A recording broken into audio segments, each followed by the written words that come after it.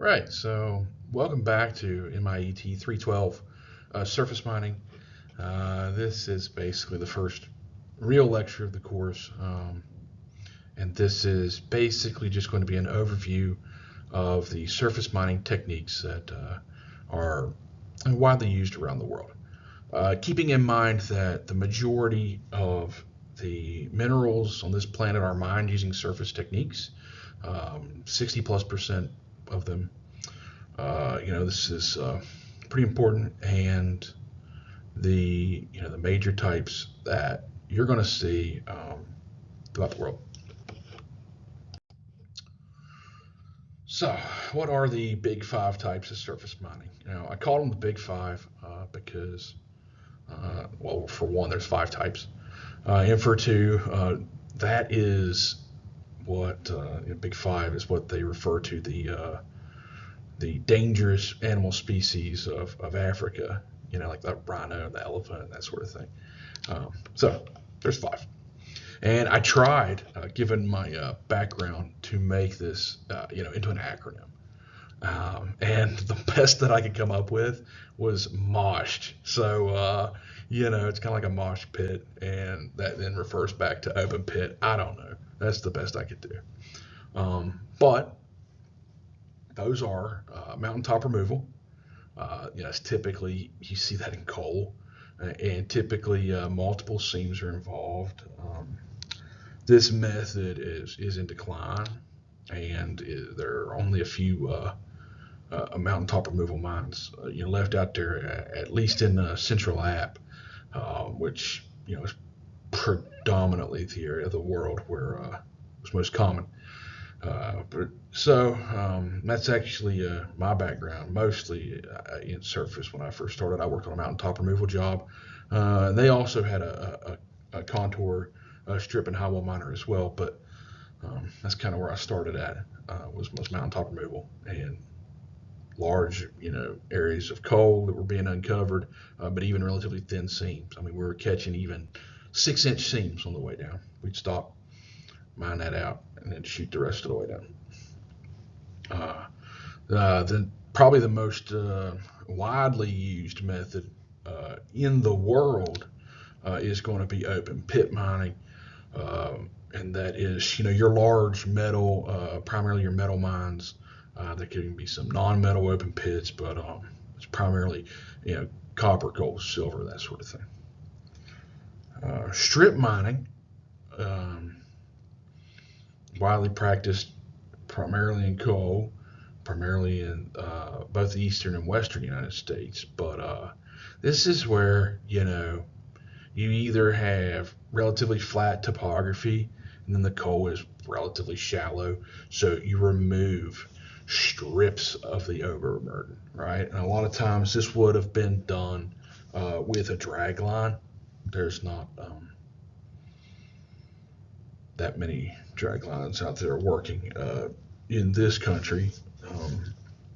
The ones that I remember mostly were Hobet 21 had a very large drag line. If I remember correctly, it had maybe 100 or up to 120 cubic yard bucket. It was massive. And then over in Webster County, over at Evergreen, whatever those mines were called, they had what was called the Highlander, which was another very large drag line that ran over there for a long time. Those two are not in operation anymore, but that's typically what most people would think of when you say a strip mine. However, here in Central App, we also use a form of strip mining in the form of contour mining, right? So that's very common. In fact, it's probably the most common surface mining method for coal in this region is contour mining, and then probably in combination with either auger or highwall mining.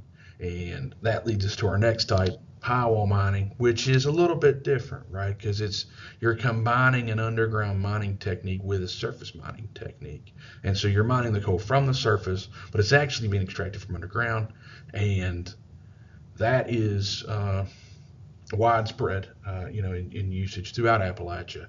Um, in fact, maybe even more now than there was 10 or 15 years ago. Uh, we're mining a lot of places here that have been augered in the past, and now we're bringing in high wall miners to mine that out too. And that leaves us with some interesting discussions on, web pillar stability and that sort of thing, because you're not actually mining an undisturbed block of coal and that sort of thing. Also, we're running into more and more issues with multiple seam interactions. Where you're high wall mining up over top of some underlying a deep mine, and maybe some of those caving methods from the underground class might have been used there, either retreat mining or probably not long wall, but most of the cases it's going to be a rim and pillar retreat. And so, those are very common now. And then finally, we have, I know one student in particular's favorite topic, probably dredging or placer mining. So these would be like mining for sands and phosphates and gold, silver, that are in alluvial deposits. Okay, so these have been washed down into stream bottoms or into alluvial areas. And so, for example, um, what was the Alaska Gold Rush show several years back? They were mining placer reserves. Reserves have been brought in either through the movement of water or the movement of glaciers, right? And so these deposits are in the surface, and that's how they do it. So that's the top five methods for surface mining, and we're going to talk about each one of those in a little bit of detail. Just a high level overview for now about what those are. So here is a really cool figure that I've seen before that basically shows all types of mining methods, at least for coal, in one figure, right? Okay, so up here you've got at the top you've got the original mountaintop removal job here. Usually, like I said, you see multiple seams. They're taking out large amounts of overburden, putting it in places such as valley fills, right? Very common in Appalachia, like you have here. Okay, contour mining, of which there is a dozer here, and I'm not saying that they're not used, but I don't know that that's labeled correctly. Typically you're extracting overburden with some sort of an excavator, either in shovel or hoe configuration, and then you would have a front end loader that's loading out the coal. So I'm not 100% sure what's going on here, but let's forget about that and just show that the mining is now, it's out around the contour, right? You've got a high wall here. You've got a high wall, and then this material is being removed rather than the entire top of the mountain. Okay, it just goes around the hillside. And then after you've contour mined, you can then come in with an auger or a high wall miner. In this particular photo, it's an auger, but if you had a little mining machine on there, it could be a high wall miner, right? And then you can also do this on multiple levels, okay? And mine out more coal from underground than what you could have got otherwise. This is actually one of the higher production mining methods out there. I mean, you can really flog the coal with this kind of setup if you're in good conditions, especially. And then on the other side, if you came in with underground mining techniques, right, you would have a drift mine, just coming in straight from the hillside.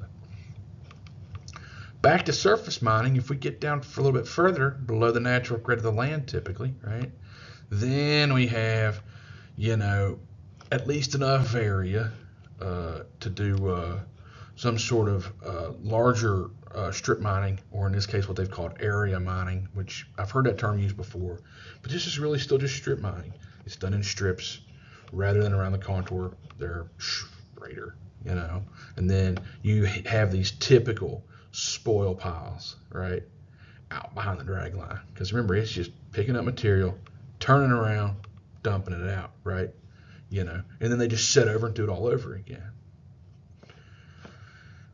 It's moving on, I guess, to the more deep mines. Once you get down below the surface, you have a slope mine where you have a slope to access the coal seam, and then of course you also have shaft mines, right? Federal 2 is one. There's others where the seam just does not outcrop, right? So you got it, and it's too steep, it's too deep to put a slope in. So you put an elevator straight down, and you got coal coming out on skips. That's it. That's all of it. But just a general overview of sort of all the methods on one figure, or at least 1, 2, 3, 4. We don't have placer mining on here, but all of the methods that you can use for coal, all in one figure, right? So, mountaintop removal. The first, I shouldn't say number 1, but the first in the list of things that we're going to talk about. So once again, this method is significantly declined. I mean, it probably peaked back when I was working in it. The mid 2000s or so was probably around the peak for production with this method. Maybe into like 2010 or so, but it's been declining ever since. And a lot of the lands that were mountaintop removal, been reclaimed and things like that. So moving on. Okay, here we go. And so this is sort of an aerial view of a mountaintop removal coal mine. And you can see here that what used to be a mountaintop is now flat. And so the coal's been removed, like I said, most likely on multiple levels here. And then reclamation is taking place on other parts of the mine, and in certain areas, that's already been mined. You can see that there in the background, there's a deeper coal pit as well. This is like a contour portion of the mine. So a lot of times what we would have would be areas that were big enough and economical to mountaintop mine, and areas that weren't, even on the same mining complex. So you would have multiple forms of surface mining at the same time. Typically mountaintop removal, contour, and highwall mining all at once on various parts of the property. Open pit. Now, these are just spectacularly sized holes in the ground, okay? And they're done on different levels, so you have a certain high wall height and a safety bench width, and these basically just go straight down into the earth, as you can see on the right side of the screen. Because, so these are going down on the earth. You're obviously removing this material, but you got a whole lot of waste rock, right? I mean, these are typically lower grade ores and that sort of thing. And you are taking out massive amounts of material, piling it up on the surface, and then you're processing that copper, gold, silver, whatever you have. And a lot of times you'll have more than one at once, so you'll have a main product. And for a lot of these copper mines, a lot of the mines is copper, and then you have a byproduct as well that's gold. Okay, so that's handy.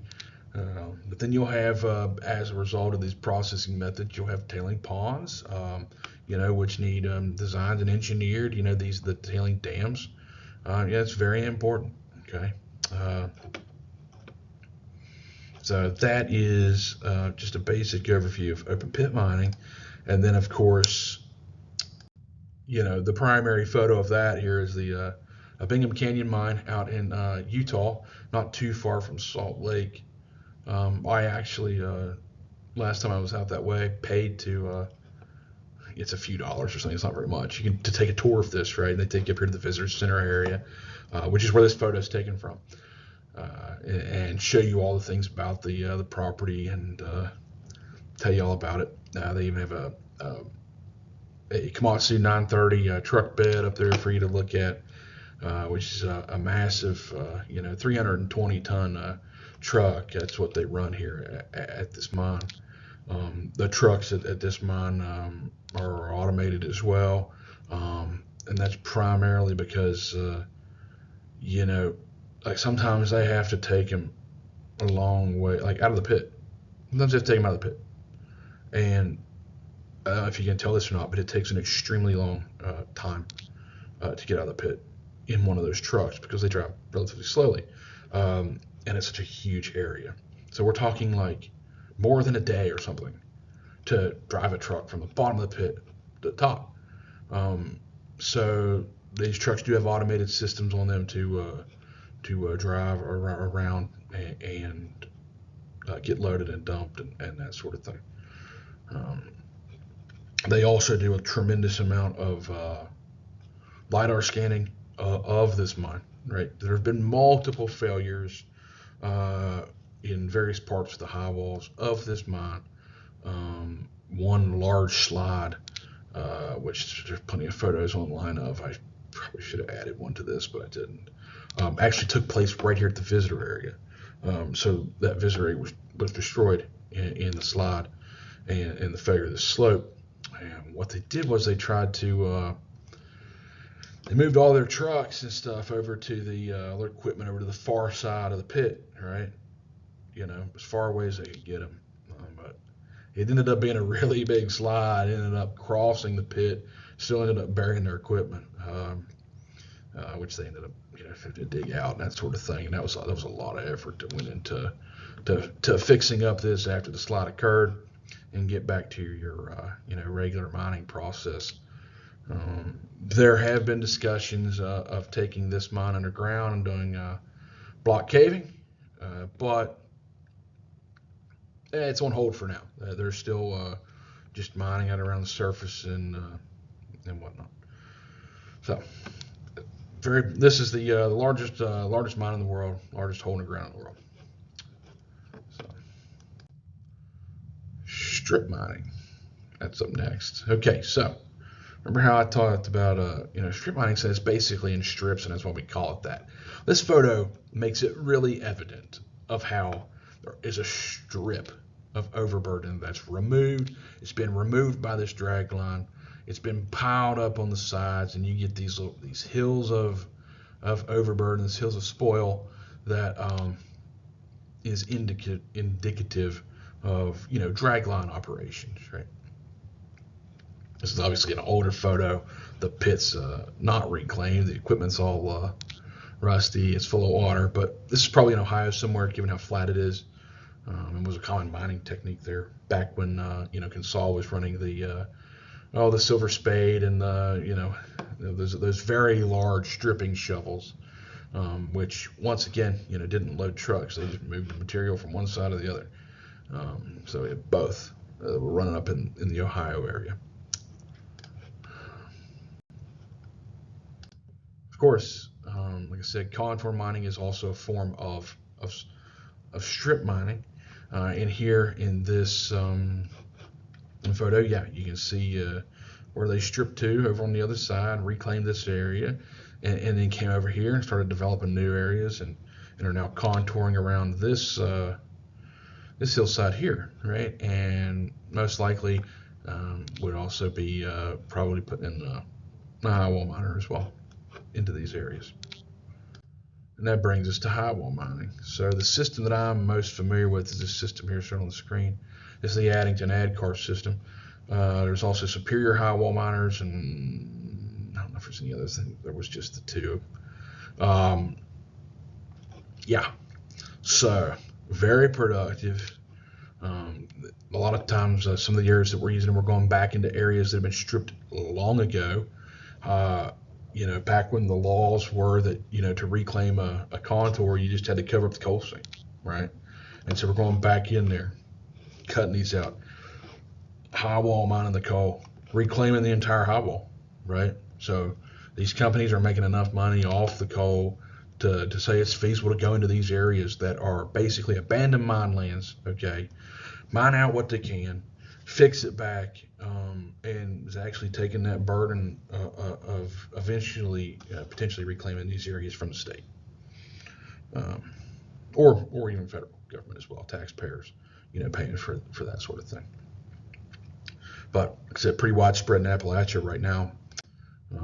Here's another photo of a different system, and it's set up more like the Superior High Wall miner, but this is just like a conceptual image of what's going on. So outside on the surface where you have actual people working, you've got employees that are working on the platform who are hooking up subsequent cars to the mining system. You've got an operator that sits up here in a cab, and he's basically just running the miner off videos and a video feed, and then this is going underground, cutting a 10.5 foot wide, single entry, single, miner width entry, and they can go depths up to, exceeding 1,000 feet. 1,000 feet is probably the most you'll get on average, but I have seen hole depths up to 1,200 feet, and there may be some longer ones out there too. That's happened since I was part of this. Okay, so now we've talked about high wall mining. This is very interesting to me. So in Australia, in certain regions, particularly the Hunter Valley, I believe, they do what is called longwall punch mining. Now, this is basically just high wall mining on steroids, okay?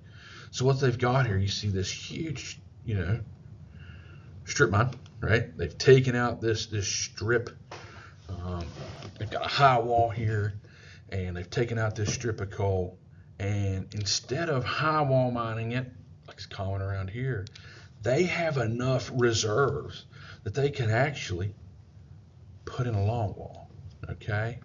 So on the far left of the screen, this blue opening, this was the head gate of the previous panel, right? So you still have the belt coming out and falling onto the main belt out here in the pit. Okay. Now you have the current longwall panel. It's kind of outlined here with the tailgate in green on the left side and the head gate on green and then that little bit of blue there on the right side. So that's where the belt line is. And you can see here they're running 2-entry retreat longwalls. That's the most common. In fact, I think it's the only method currently in use in Australia. So they mine a longwall out. They stop. This yellow is the barrier pillar to attempt to assure high wall stability. Okay, and then they'll pull the shields out and bring them right over here. Start all over again. This, like I said, this is just higher level high wall mining. It's the same concept, but they're using long walls. And then last but not least, and one of our one student in particular's probably favorite method of mining is dredging and placer mining. Okay, so this is like commonly where we're getting our sand. Maybe some gravel is mined like this as well. Like some phosphates out of Florida that ended up being in that sandy material. They're dredged a lot. And this is a sort of floating dredge system. And what this does is it basically just sucks the material out of the bottom of the river or the lake or whatever this guy's in right now. But there are other types of dredges and systems as well. There's the clamshell dredge. You see this all the time at the beach when they're mining sand out of the ocean. Very common. And then also you have placer mining, or basically mining of reserves that are alluvial in nature. Okay, you can see all this kind of gravel here. This was all brought in through glaciers and erosion via water into these areas. very common in Alaska. I've seen some in other western states, Colorado, very small scale operations, even sometimes just a couple, one or two people just on the riverbank with a sluice box, which is basically this thing, right? Only a smaller in nature. You know, they have a much smaller system, but they're out there mining gold. You know, and that's what they're doing. So with that, this is just like I said, your high-level overview of the surface mining methods that we'll be talking about in this class and that are used throughout the world. And with that, if you have any questions, I guess this is being posted online, so you're gonna have to either, call, email, or see me during my office hours. But with that, that's all I have for this particular presentation. So thank you, and we'll see you next time.